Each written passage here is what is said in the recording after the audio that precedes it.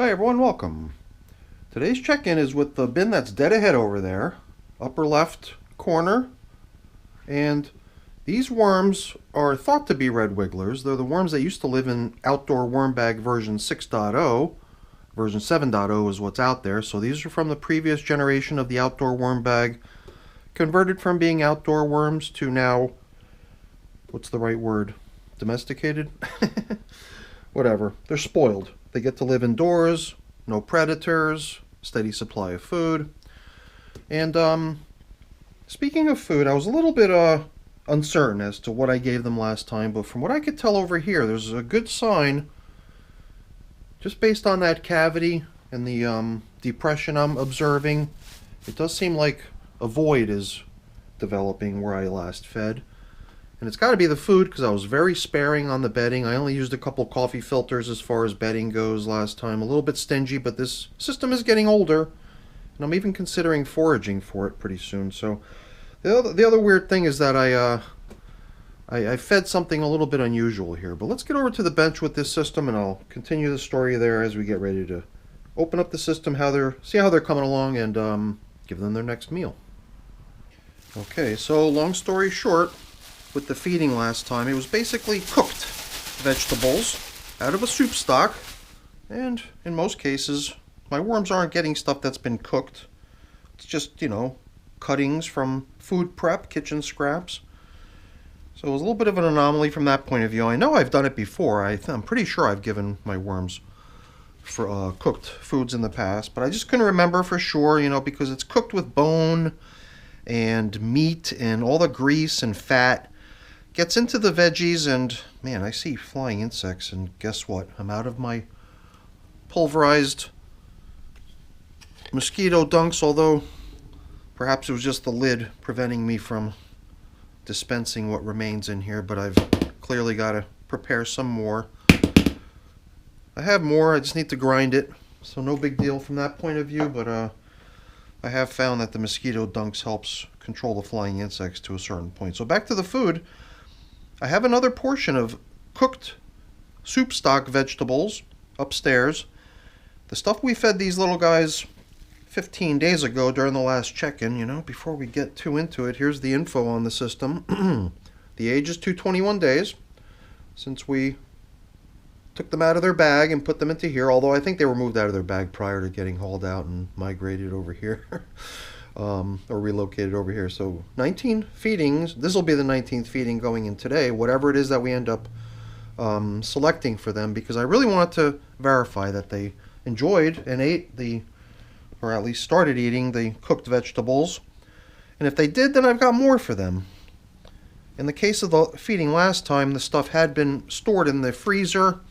This stuff was just cooked a couple days ago, so it's been sort of sitting on the countertop in the kitchen, awaiting a final decision on what to do with it.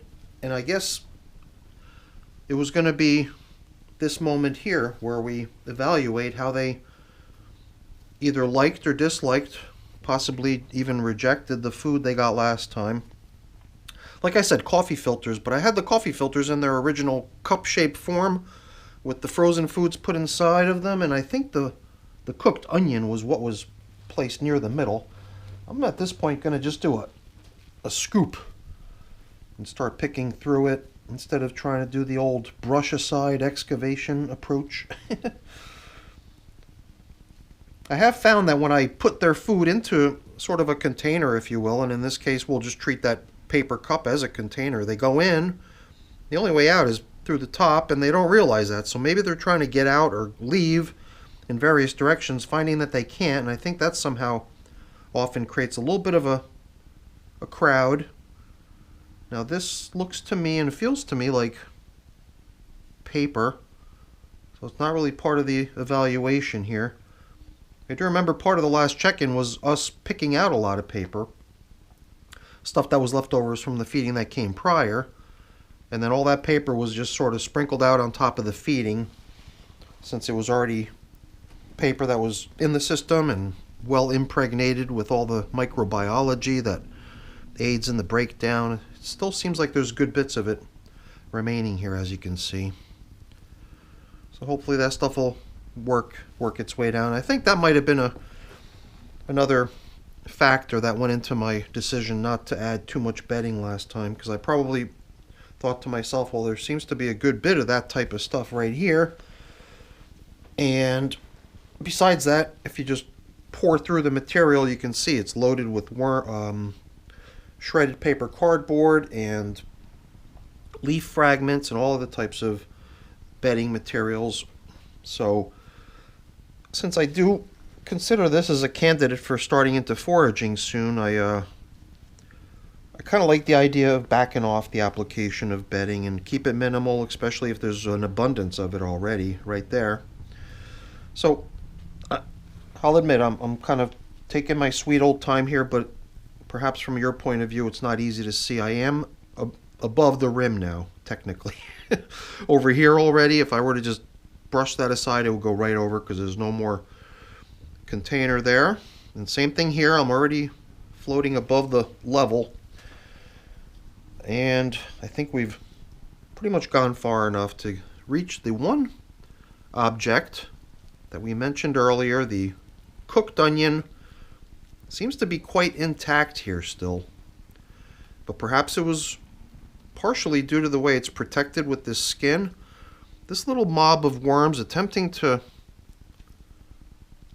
consume some part of the onion, I assume, is something I'm going to take as a good sign and assume that we're going to be okay with this. But I don't want to break that apart, spread it around, or make it any bigger than it is. If it is going to be problematic, it's probably wise to allow it to remain as intact as possible for ease of extraction in the future if it comes to that. So I'm pretty confident it'll just get consumed, but that was pretty much the only leftover I saw. All that other stuff, like here again, I don't know the exact, well, maybe this is another piece of it, some of the stuff, some of the soup greens, but here too, clearly adopted by the worms as something they approve of, or at least so it seems to me. Tell me your opinion. Do you think I'm right? I think I am.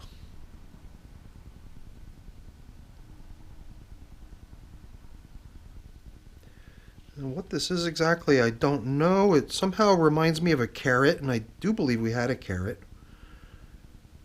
But there's something very rigid and fibrous about this, making me question whether that's really what it is. But whatever, it's seemingly some pretty tough stuff and might be part of the reason they're still working it. But between that and the onion, I would say that that's not much as far as leftovers go. They definitely did a good job over the past 15 days working down the cooked stuff. And part of what I've got upstairs in the kitchen pretty much ready to go. I can just shoot up there and grab it and bring it right back down. It would take me about 1 minute because I already set it aside but was reluctant to actually bring it down here till I got some sort of validation on the acceptance of this stuff. So I think we're okay. I think we're going to proceed with giving them more of the same. In this case, it was never frozen, as I mentioned earlier. This stuff had been, making me question if it might have a little bit of an edge. Perhaps it helped a bit. The only thing is there's another onion up there. Do I bring that down and include it or not? I guess we could just position it right next to the old one and might be a good measure for how things are progressing. So I guess it's break time. Give me a minute. I got to head upstairs and get their meal. And then we can proceed with giving them feeding number, what was it? Feeding number 19. All right. Be right back.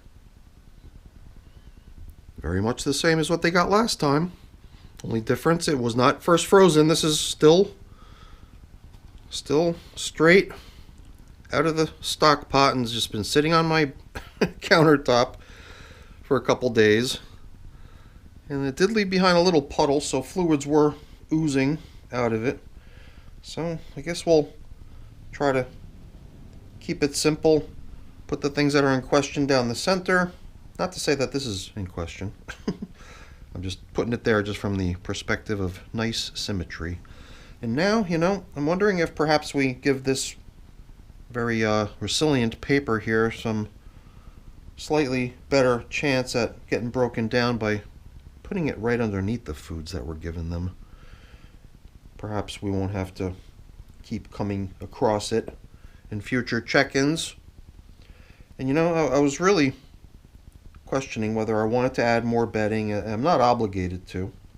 I mean, people will say it's always a best practice, and when you got younger systems, then definitely, by all means, it is.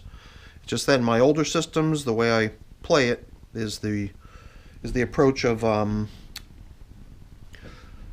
basically, if possible, not even bothering with screening my castings. Although I've been getting back into doing it more frequently, but I like to see the worms break the stuff down quite far, and then I'll just put it in storage and not worry if there's little fragments of this and that in it, but to drive towards material that has very few such fragments littering it.